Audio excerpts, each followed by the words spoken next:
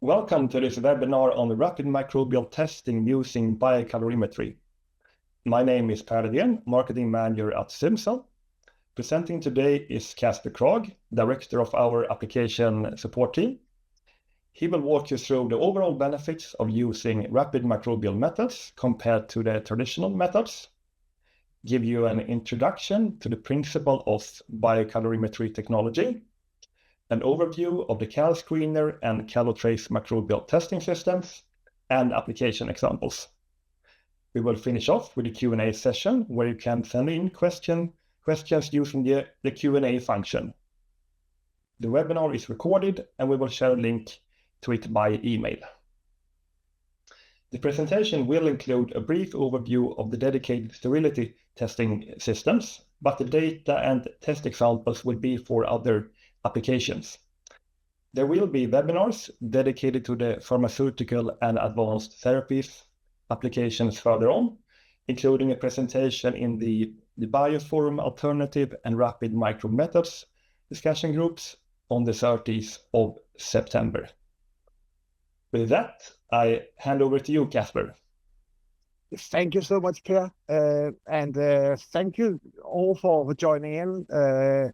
We are very excited to present this rapid microbial testing application, and we are generally really excited about what we can do with our technology for helping very, very fast detection of microbial contaminations in all kinds of matrices. So yeah, I think, there we go. So I'm going to go through a short introduction and then a bit of the principles behind our technology. And then, as Per said, we'll go into some of our instruments and how they work. And then we'll go into the more exciting stuff of where we talk a bit about the workflows and how we can get really fast results using this technology and some of the different applications you can use to really get some fantastic out of this application. So first of all, most of me appear from Symcel. We are a Swedish company located up in Stockholm. We do also have an office in Boston in the US, and then we have an office in Denmark, which is where I'm sitting. So I have my own little dot. But we have been really interested in working with microbial testing and microbial detection for quite a while now. And one of the reasons why we're really interested in this is that our technology is really good at finding microbes very fast in all different kinds of products. And having a technology that can find bacteria really, really fast can really help in industrial production, release testing of rapid release, but also incoming ingredients testing, all different kind of quality control, but in the whole process of producing more or less anything where microbes can be a problem. And how we see it is that the faster we can get results on our microbial testing, the faster we can get a turnover for faster release, but also that it can give us the ability to respond faster to contaminations. So we can mitigate if we have a contamination, and we can even do that upstream to prevent contamination downstream. And of course, also when it comes to microbial testing, we also have to be sure that we are actually very sensitive and can actually find most microbes in our products or in our ingredients. And that's, of course, we want to have safe and high quality productions. And that's really where our technology also excels, that we can find single digit organisms in a very vast amount of different materials. So, as I said, one of the things that we're really good at with our technology is to find microorganisms very fast. We can say that compared to some of the compendium assays where you're using liquid broth or even plating, that we can find microbes down to a little at 8 hours and even faster if there's a severe contamination. And these traditional assays has really been fantastic for us, and we've used these for hundreds of years. But doing plating and liquid broth testing and these are very time consuming, but it's also very labor intensive. There's a lot of hands-on time, and there's a lot of matrices that can be kind of hard to actually find contaminations in when it becomes a bit complex, other than just clear liquids. And we can miss out on these very low contaminations. And if you're working with something that actually have preservatives or antimicrobial residue in it, then it can be very hard to find these. So one of the things that I hope that you'll get out of this talk is that we can actually find single-digit microorganisms in ours most often. And we can test that directly on different products and materials and ingredients. The technology works to identify living, viable organisms. And we can more or less detect most living organisms. And the way that the system is set up is as we are measuring live proliferation of microorganisms, we can have a continuous monitoring that will give you a real-time alert when you're getting a contamination detected. And as I will show you, basically what we do is we incubate samples. We don't add any traces, colors, stains. We don't lyse the cells, which also means that this is non-destructive. So you can take out the samples if you have a contamination and do all different kinds of other tests that you want to at the end. So the principle behind our technology is biocalorimetry. And this is basically the measurement of energy or heat, basically, that comes out of living processes. So if you have a living organism, they will produce trace amounts of heat by just being alive and turn over ATP and several other processes. And we can pick up on that with our technology. One of the neat things is that microorganisms produce a relatively high amount of energy when they're proliferating. So if you have a contamination in a product, we'll be able to pick up on that amount of heat inside of them when they're proliferating. But as we're measuring heat, that also means that the heat can go through most materials, which also means that we can actually work with very complex and very turbid and untransparent samples. So we think that we know that we're very, very sensitive, but we're also very versatile in what we can test, because the complexity of the matrix doesn't really matter, actually, because we can test we have tested in soil, meat, juice, all different kinds of materials, and it's not really hampering our detection. But this also means that we can work quite outside of the boundaries that would normally hit in some of the more traditional assays.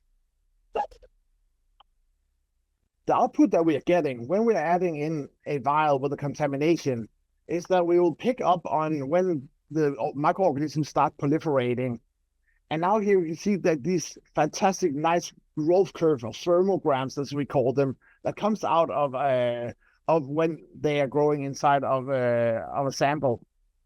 And even though these look fantastic and beautiful, we don't need to have all this to determine that's a contamination.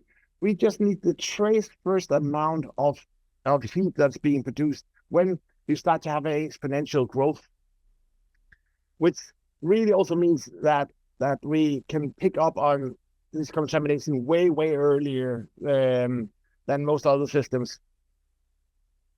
So we have several different versions of our platform. One of them here is the calScreener, and the calScreener is a fantastic benchtop R&D system.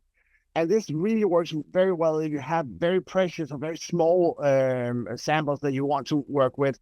You can run 32 samples at a time in this bench loading system. And it has the same ability as our bigger brother, the caloTrace that we just launched.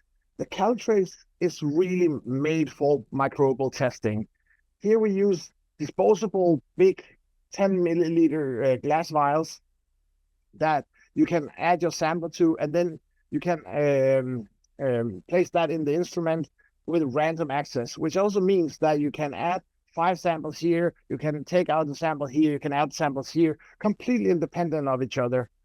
And the temperature range will go from 20 to 40 degrees. In that, we'll normally run our microbial testing at around 30 degrees, which will be the best of all worlds. We do also, as Per said, have a dedicated sterility testing system that is really tailored for ATMPs and biologics. This is a dual system that will run two temperatures at once, 25 and 35 degrees, but has all the same aspects of random access as our dedicated caloTrace for microbial testing. As Per said, we will have much more information on that from webinars and homepages. But if you're really interested in this, I would prefer you already to write to our mail sterility@symcel.com, and then we can already get the discussion going on this already. So one of the neat thing about working with this system is, as I said, we are not really we're not preparing our samples in a lot of ways, because we are just incubating our samples, and then we're picking up on the proliferation of the organisms in contaminants in that. This also means that we have a very streamlined, a very easy workflow that really has very little hands-on time. And in most cases, you can take your sample and add it directly into a vial and insert that into the machine, and then get a real-time readout where you'll get an alert if it picks up on exponential growth. It is very simple. In other cases, you can add on, and if you don't have that much nutrient in the sample, you can kickstart the process a little bit with some nutrient broth. Or we can also remove some of the preservatives with several neutralizing agents. But generally, you have to think about this, that you take your sample, you add it. In most cases, you have a gram up to 10 milliliters of a product you can add in, and then you throw it into the machine. So this is very simple workflow. This here is just so you can see this in the real life, where here you can see our 30 sample spots independent. And here you can see how we just slide in the measuring vials, and that will go directly into the core of the instrument, where it will be continuously measured, and you'll get that real-time alert. So simple and very fast. So let's look at how fast we are now. I kind of claimed several times that we are really fast. And if we look into some very standard organisms, this here is the growth promotion assay based on some of these USP62 organisms that are recommended. And here, if you inoculate, in this case, 50 CPU, 8 TSP, very simple, then we'll get these traces here. And as you see again these like beautiful growth curves that can give us a lot of information. But again, we're not really interested in that. We're interested in the very first measurable detection of live organisms in these samples. And if we then go in and plot this to time to actually get an alert in a contamination like this, you'll see that with E. coli and the Salmonella here, we are down to around 7.5 hours before detection. With Candida albicans, we're up around 10 hours, but we're still really, really fast at detecting this. And of course, it's also, the whole idea is, if you then get your alert so much faster than you would do if you had to sit and wait on colonies forming on a plate, you can mitigate this contamination. You can take actions. So where have we been working, and how do we see we can use this technology? As I said, the limits are the bar is very high, because we are really can work with more or less anything that can sustain life.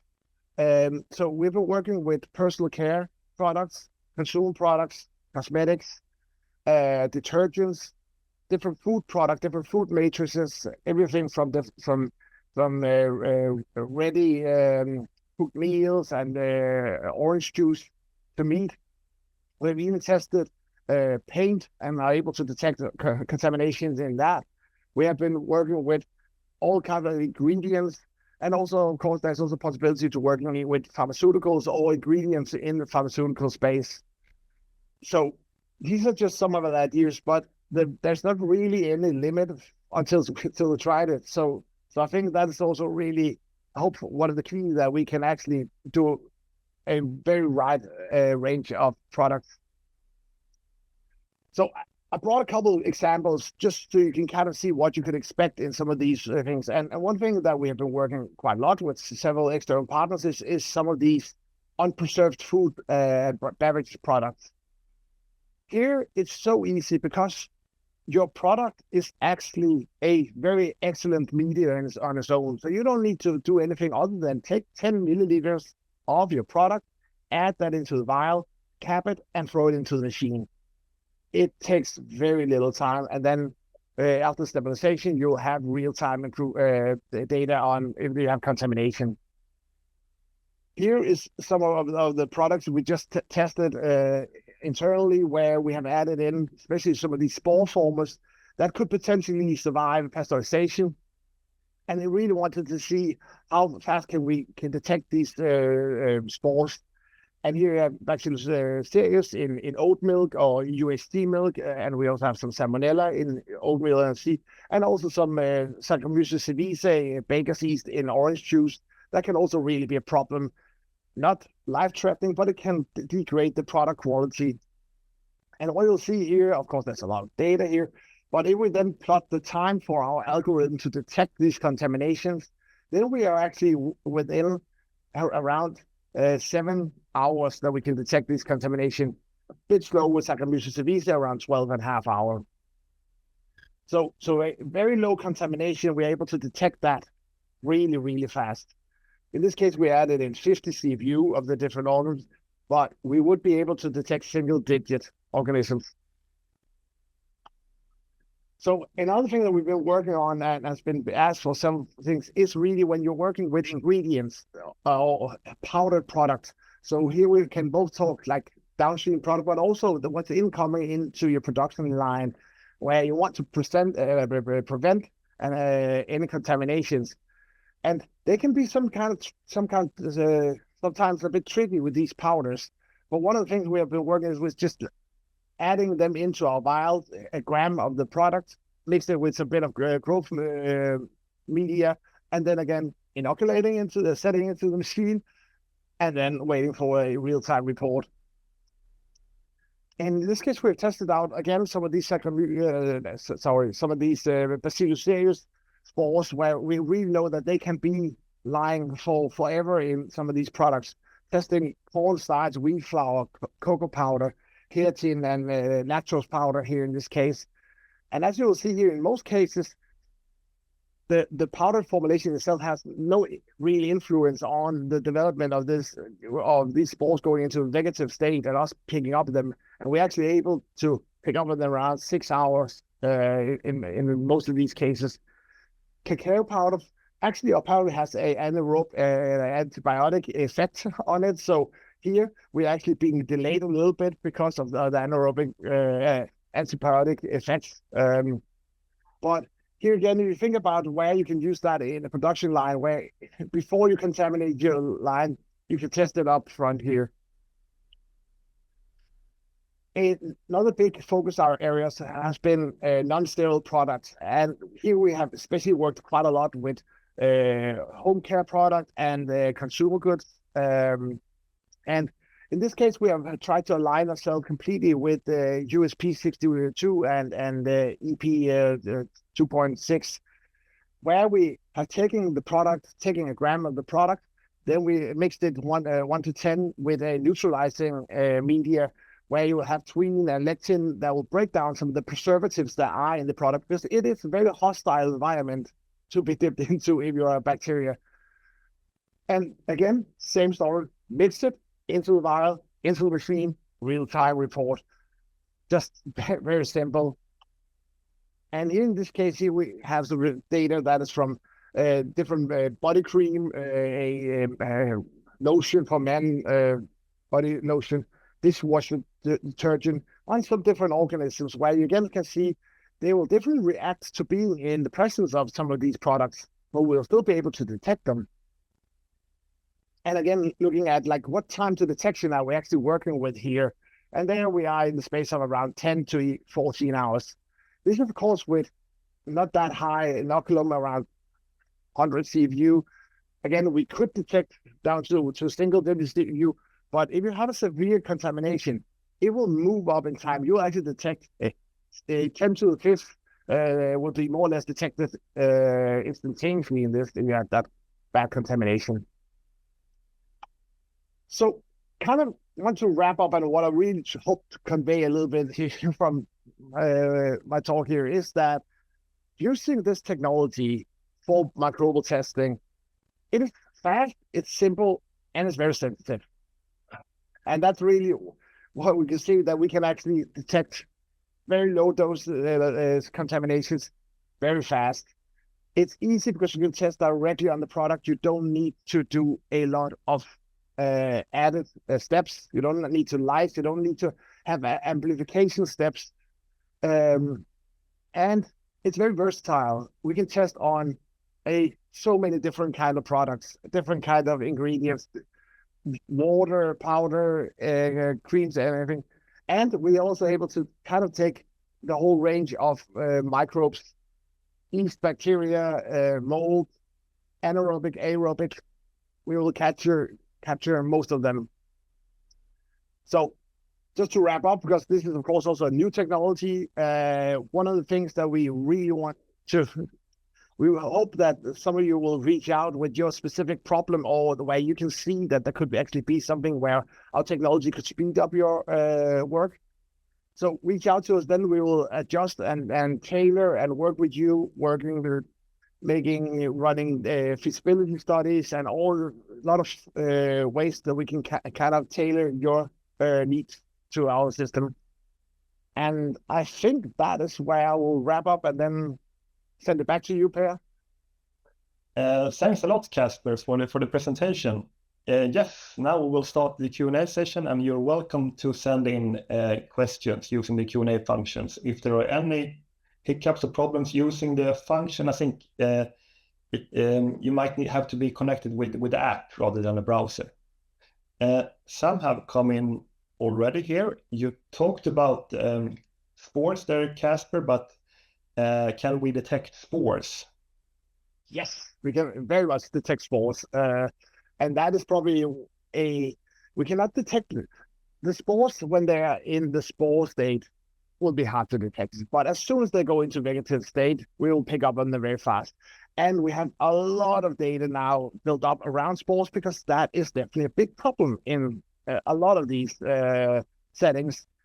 So as soon as they go into vegetative state, we will be able to pick up on them. And we have tested so many different kinds of spores, both from the fungal realm and the bacterial realm.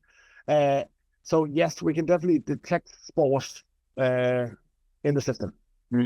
Thanks a lot. A question here on the curves. We didn't show any. You have some thermographs there, but how does detection heat signature appear when evaluating for contaminated products, assuming organism in a later growth phase? So as I understand that we will be able to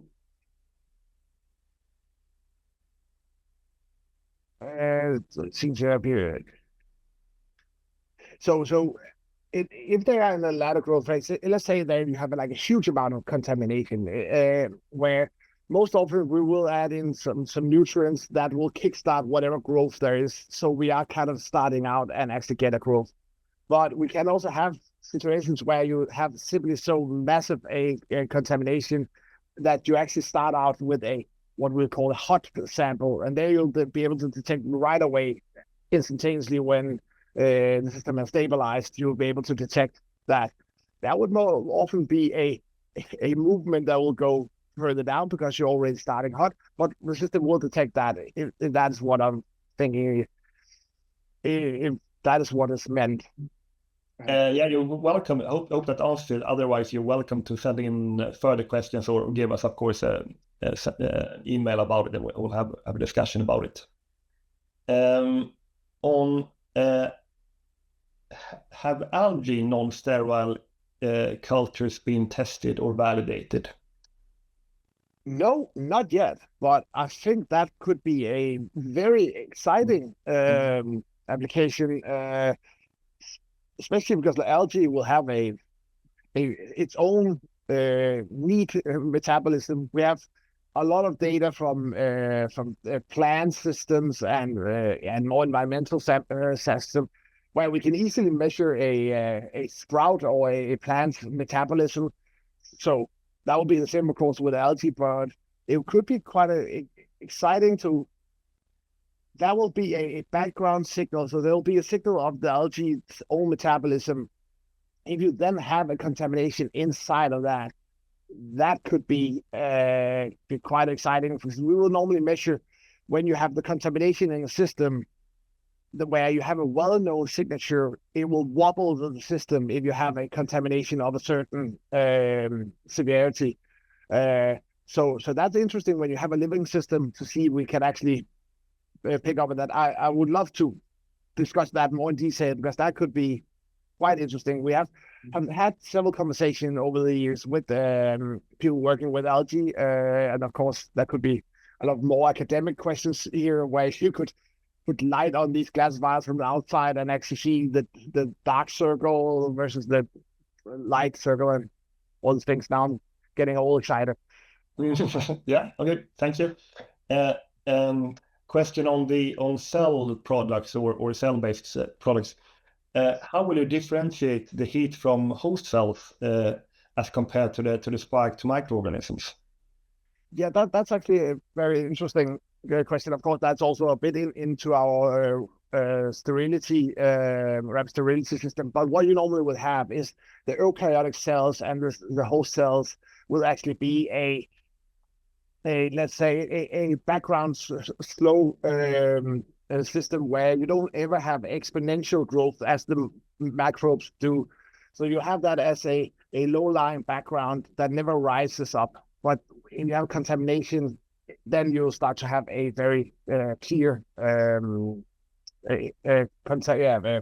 exponential growth. We have a lot of data that, so please reach out to our sterility mail. Then we will set up a meeting and we can go into detail with how that looks. Yes. How does biocalorimetry-based systems compare to other alternative rapid microbial methods? A general question. That's of course if we take the one that's within the rapid microbial methods, I would say there's of course always pros and cons for all systems, but of course one of the big go-to would be molecular techniques and PCR and these, and they are very, very fast, but they also have a tendency to have a lot of false positives, because even a dead cells, non-viable cells, will still pick up on that. That's one of the things here. In this case, we only measure viable cells, so it's only an ongoing contamination that's actually living. So even if you have an upstream contamination as let's call it biofilm sitting that's shedding cells, could be picked up by molecular techniques. Other techniques such as measuring HPAs and HPA-based systems also can be really good. There you need to amplify the cell for quite a long time, and you have to wait for endpoint to actually measure if you have contaminations. The real-time component can be a bit of a washed out a little bit there, but they're also very fast, very easy to detect.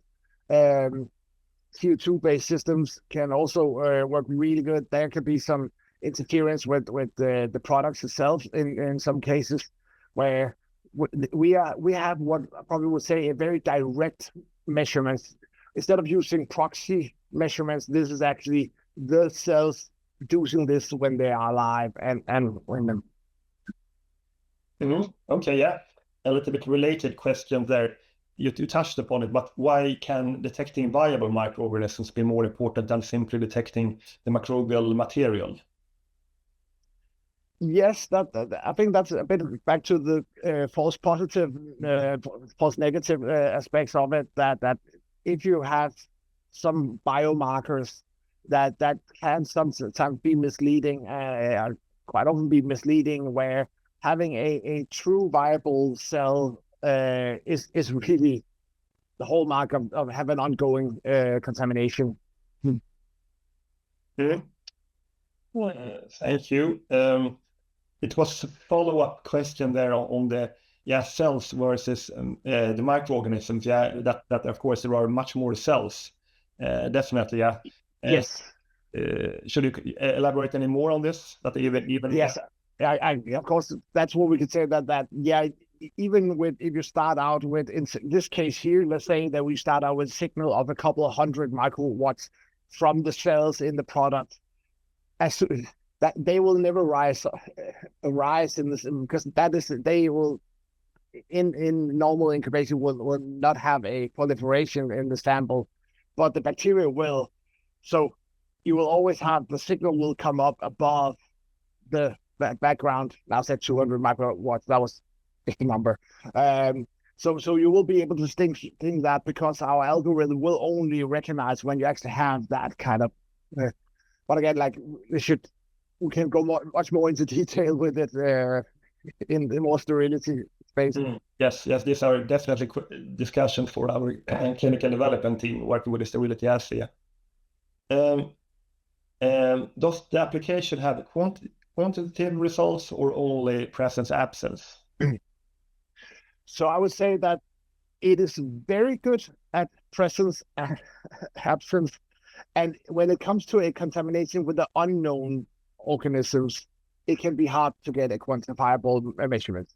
If you have a well-known contaminant, the same again, there are ways we can build assays around it where the time to detecting a signal can correspond to the amount of viable contaminants in the systems. But you will have to have a known contaminants. I do know that in several plants, you quite often have the same organisms again and again that are contaminating it. And of course, there could be where you build out a knowledge base of the different contaminants. And at the end of our run, you can go in and retrospectively look at the time to detection. And based on that, because as I showed you, like the faster detection means that more cells and fewer cells will be detected later. But it is very good at present absence. Sometimes there are tricks we can get around with and quantify. Yeah. Yes, thank you. In general, how should companies evaluate whether a rapid microbial method is suitable for their application? So that probably comes very much down to your own applications and your own needs. The matrix components, the need for this rapid detection, like and and of course there's also in some cases there will be a regulatory requirements specifically on that. But else, it is probably something where you should look into a bit holistic of your own product. But I think if you can mitigate further contamination, or you can mitigate release of products with lower low quality, that's probably where you should include this. I think there's a big saving, a big return of investment when the holding time and the turnaround time for product release can be cut down. And that's probably also where we definitely see a lot of wins. What characteristics can make a microorganism more difficult to detect, at least with speed? If there are any special characteristics for microorganisms that can make them difficult to detect rapidly, such as if they are slow growers. Yes, that's of course in general there will be, like if they are very, very slow growers, that can take longer time. I would say that in the vast majority of cases, we will pick up on them. It might just take a bit longer, but then comparable to compendium assay, that would take even longer. Of course, some of these very slow obligate anaerobes, they can take a bit longer than sort of ones like canosa to pick up on. But we will be able to, in those cases, especially with changing our medias, be able to pick up on obligates anaerobes as well. So we have data on Mycobacterium tuberculosis that we can pick up in days, which is also vast. That is not in microbial testing terms, though, because that would be terrible. Yeah, and of course there are some organisms check them in the sterility assays, such as the acnes, that we comparably can take very fast. Yeah. In as little as two days or up to 3 days. Yeah. Yes, you mentioned a little bit about it, but what options are there for having a demo of the systems and feasibility testing? So yes, that's of course something we would love to discuss with anybody. There's several possibilities of, if you have a specific case where you want to, then we can test it in our lab, either in Stockholm, right now primarily in Stockholm, and have a feasibility study we can design together and really prove like how fast in your product specifically we can detect this. There's also opportunities for coming up to Stockholm and actually test it with us.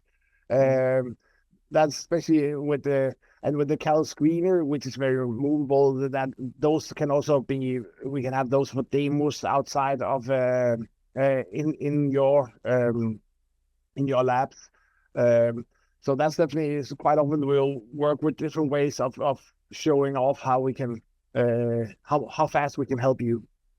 And there are some more questions here on the validation in the sterility assay. I think as mentioned there, I think the best there is to reach out to our clinical development team for all the details at sterility at Symcel.com, or of course you can also reach out to me and Kasper. We will guide you further for all those details. Yes. Have you tested city tap water directly? No, we have not. That would be very, very interesting to run that, and that would of course be. I know that we have one of our very good collaborators over in Montana. They have been running well water from contaminated wells and clean wells, that is the city, and they have been able to detect signals directly on the water. I would probably cheat a little bit and take the water and then add a bit of nutrients and then get a detection very fast. But that would be, we have talked quite a lot about maybe not even on the tap water, but also incoming water. Again, from a production perspective, could you mitigate contamination there? But that would be a very interesting and probably one of the easiest applications we could think about that we could just get. And again, I would also expect that we could get, even with the trace amount of bacteria that we expect there are in tap water, get a very fast detection. You have talked here about the QC application, but for a little bit R&D, challenge testing or preservative efficiency testing, what are the capabilities there? That's of course also something we've been working on a lot with, where, because this system will tell you how well a organism is doing in a certain environment. So in a case like this, we just have here in front of us with different kinds of products. You could of course work with different formulation, adding in different preservatives until you hamper any growth at all. Of course, in this case here, we have TNT media that will kind of defeat the purpose, but you could run that and build up quite a lot of knowledge on what's happening inside of the product. Are we actually completely limiting any viable cells? And that is definitely also one of the things where you can get those results faster, because everything goes a little bit faster, so you can have turnaround time where you don't have to plate, you don't have to run very long time challenge testing and run USPs 51 over a month. That is doable in this system. So there's also a lot of R&D aspects that could be run. What are our experience there? How much time can you save on working with say the calScreener compared to the traditional plate method? How much can be saved in terms of work? It is very significant when it comes to some of these soluble testing of antimicrobials and preservatives. There we have had people telling us that they cut down 90% of their workload, like hands-on time, working with this, because you just add it into the machine, and then actually get a enumeration of how well your product is working. Okay, thank you very much. I think those were the questions that had come in so far. Let's see if something else comes in. Is there anything more you want to elaborate on as a final remark, so to say, Kasper?